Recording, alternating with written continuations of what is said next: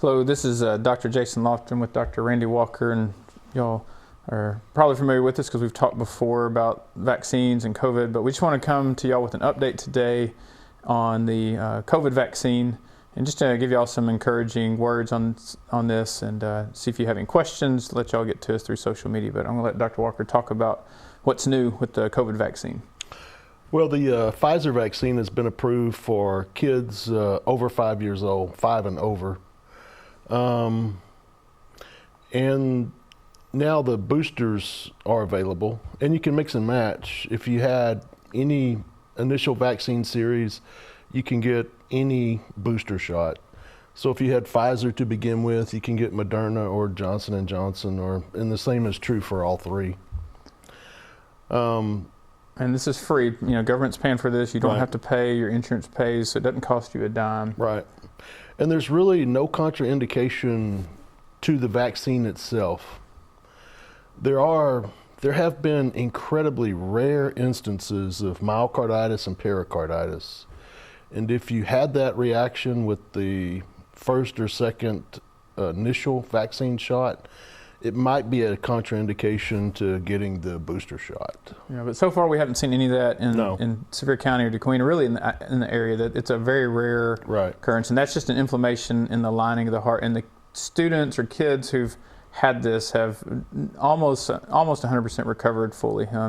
So we don't want to let that be a deterrent, because the downside is we're seeing more and more kids have bad outcomes with COVID, and we're seeing as this changes, as we see new variants, we're seeing more kids have trouble that we weren't seeing when this first, a year ago, we were just seeing adults, older adults, and now we're starting to see more and more young people have problems. So we want to encourage y'all to get the boost or get the vaccine. And if you're 5 to 11, this will be your first chance to get it. If you're 11 to 7 or 12 to 17, y'all have had an opportunity for the last couple months, but we want to encourage y'all to get it. There's a lot of crazy information out there that's not true.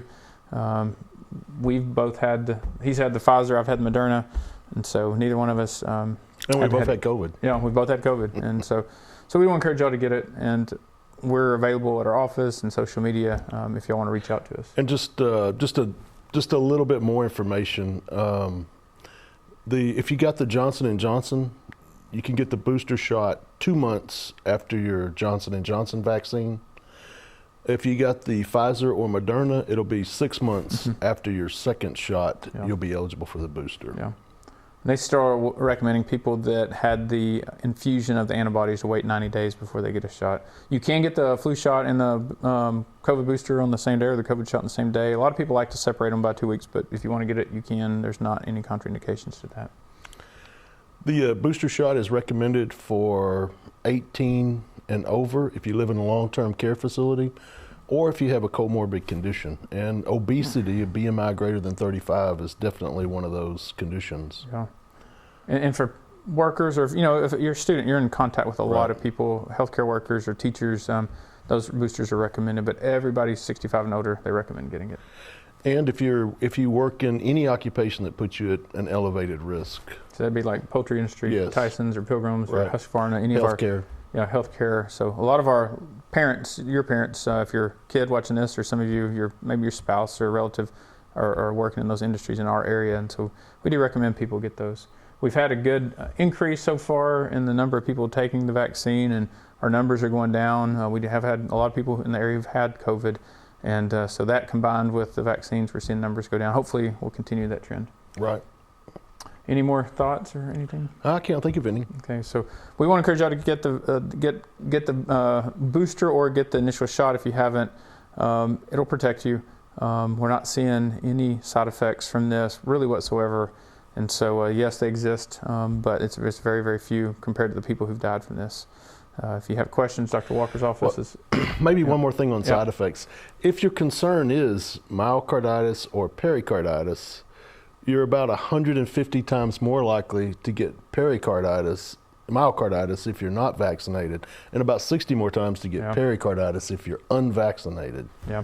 So the side effects are way less than the percentage chance of getting sick with that same stuff, or other things happening to you from not getting the vaccine.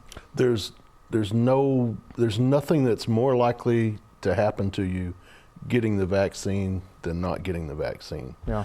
Pericarditis, multiple inflammatory system syndrome, the gastrointestinal, the cerebral side effects, mental, cognitive impairments that can occur with COVID. There is no side effect that's more likely to occur with the vaccine than without.